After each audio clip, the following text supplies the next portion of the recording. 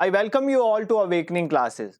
Freedom struggle की lecture series चल रही थी। आज के इस टॉपिक में हम नॉन कोऑपरेशन मूवमेंट और खिलाफत आंदोलन के बारे में पढ़ेंगे।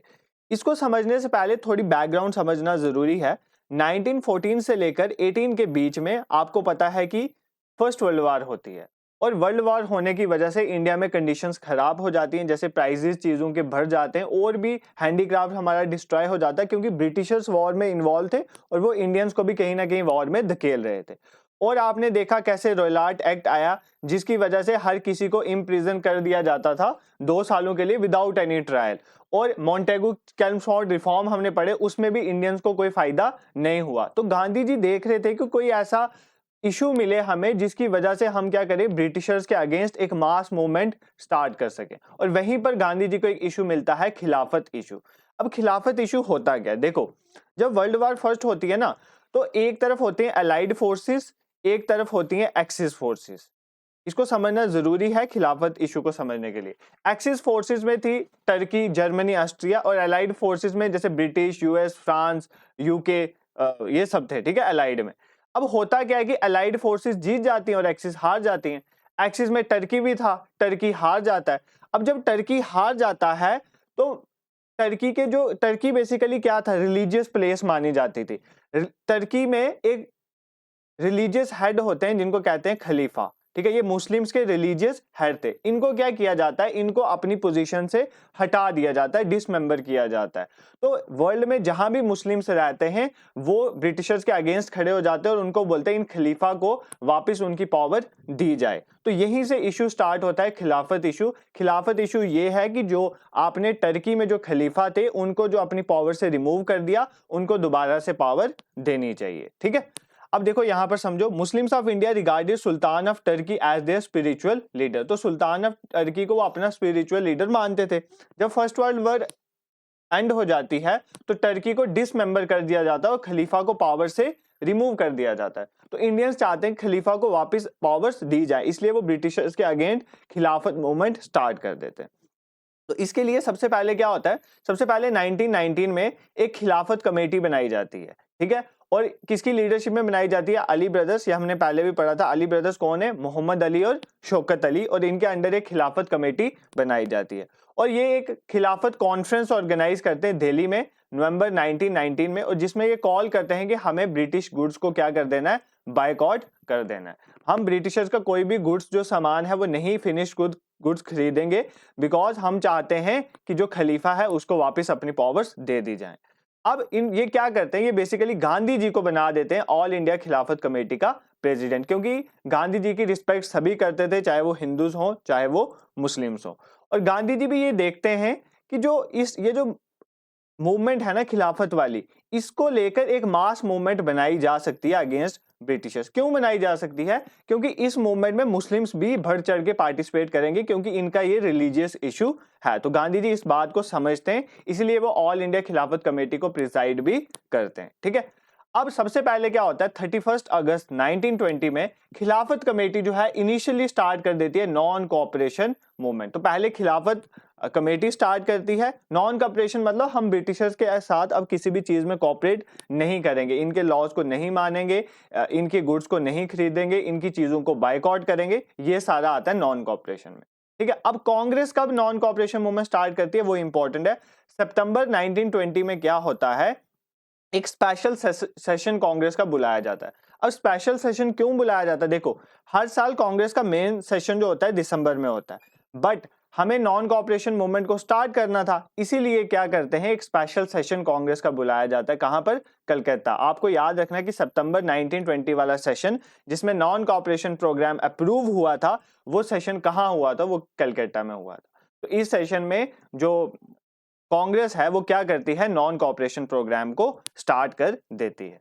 उसके बाद जो मेन सेशन होता है दिसंबर वाला 1920 में, जिसको नागपुर सेशन भी कहते हैं, उसमें क्या होता है कि इस जो ये नॉन कोऑपरेशन प्रोग्राम स्टार्ट किया जाता है इसको इंडोर्स किया जाता है और एक तिलक स्वराज फंड जो है उसको इस्टेब्लिश किया जाता है। अब ये फंड क्यों बनाया जाता है, देखो 1920 में क्या होता है कि तिलक जी की डेथ हो जाती है। ठीक है, तिलक जी की डेथ के बाद उनकी याद में एक तिलक स्वराज फंड बनाया जाता है जिसमें सब कंट्रीब्यूट करते हैं, लोगों को बोला जाता है आप कंट्रीब्यूट करो और इस पैसों की हेल्प से हम ब्रिटिशर्स के अगेंस्ट मूवमेंट स्टार्ट करेंगे।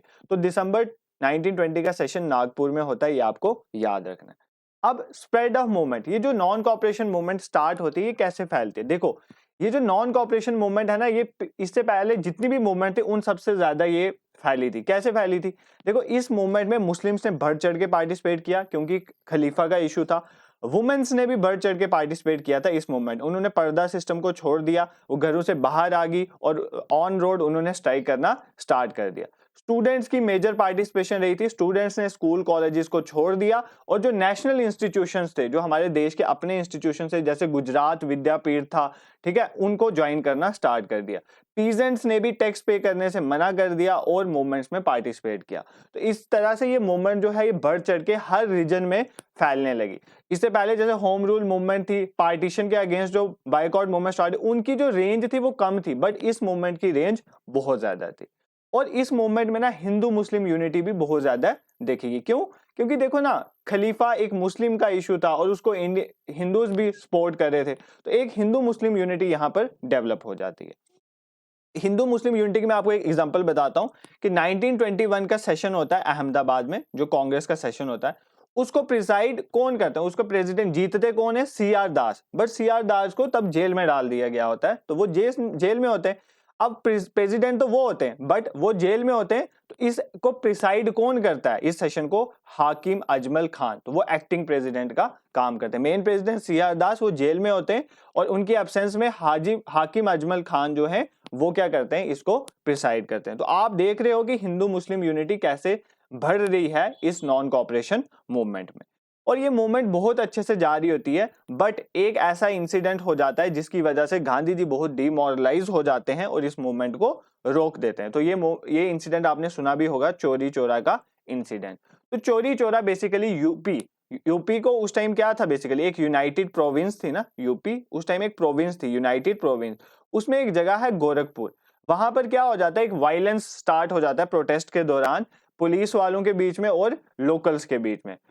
डेट क्या है? 5 फेब 1922 में। और इस वायलेंस में 22 पुलिस वालों को मार दिया जाता है बाय लोकल्स और एक पुलिस स्टेशन को ही आग लगा दी जाती है। और गांधी जी जब भी किसी मूवमेंट को स्टार्ट करते हैं तो उनका एक ही मोटो रहता है कि वो मूवमेंट नॉन वायलेंट होनी चाहिए, बट यहाँ पर बहुत ज्यादा वायलेंस हो जाता है। इसीलिए गांधी जी तय करते हैं कि वे इस मूवमेंट को विड्रॉ कर देंगे, अब इस मूवमेंट को आगे नहीं चलाएंगे। तो कांग्रेस वर्किंग कमेटी जो होती है वो बरदौली में मिलती है और बरदौली में ये डिसाइड करते हैं कि अब ये जो है, जो हमारे पास जो नॉन कॉपरेशन मूवमेंट है, इसको अब हम कैरी फॉरवर्ड नहीं करेंगे वायलेंस के दौरान। और इसके बाद गांधी जी को भी अरेस्ट कर लिया जाता है क्योंकि गांधी जी ही मेन रोल प्ले कर रहे थे ना नॉन कॉपरेशन मूवमेंट, इसलिए इनको अरेस्ट कर दिया जाता है और 6 सालों के लिए जेल में डाल दिया जाता है। अब गांधी जी जब ये मूवमेंट रोकते ना, तो बहुत सारे जो हमारे फ्रीडम फाइटर्स थे वो गांधी जी के अगेंस्ट सोचने लगते हैं, क्योंकि गांधी जी को ये मूवमेंट एक इंसिडेंट की वजह से रोकना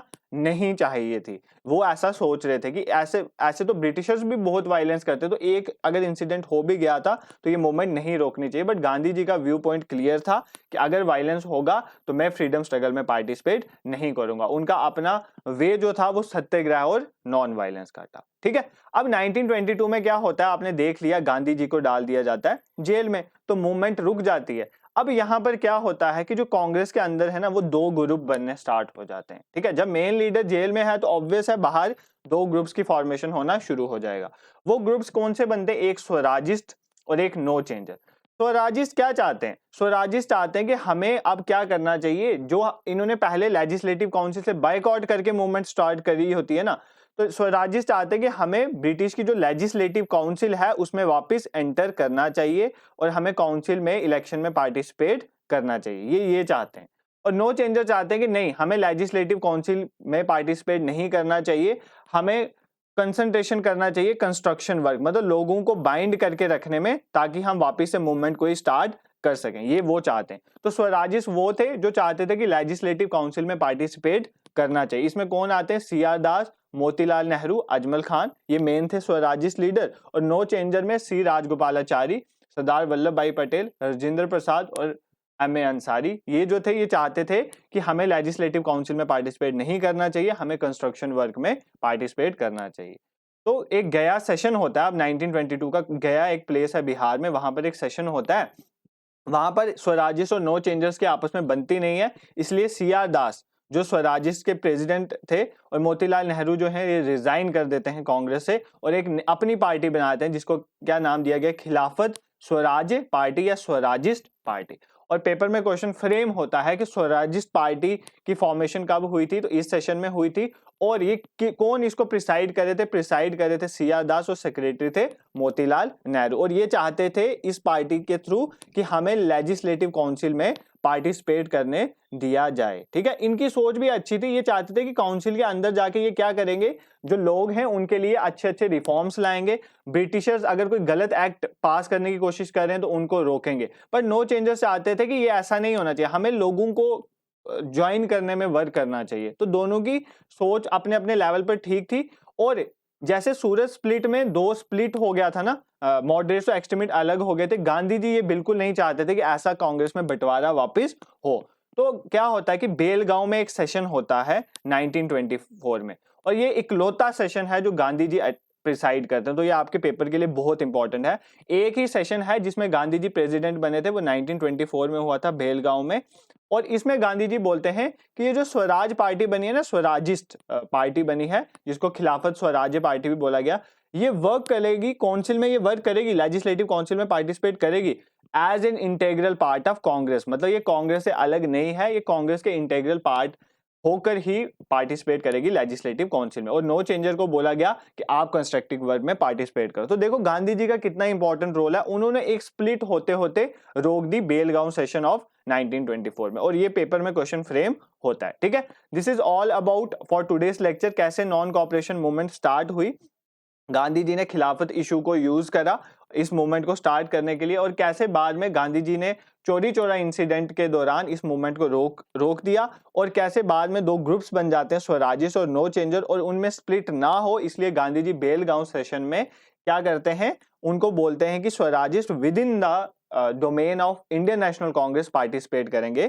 किसमें, लेजिस्लेटिव काउंसिल में। ठीक है, this is all about non cooperation खिलाफत आंदोलन। देखो ये पेपर में क्वेश्चन फ्रेम होता है, जैसे खिलाफत कमेटी की फॉर्मेशन कब हुई थी, किसने करी।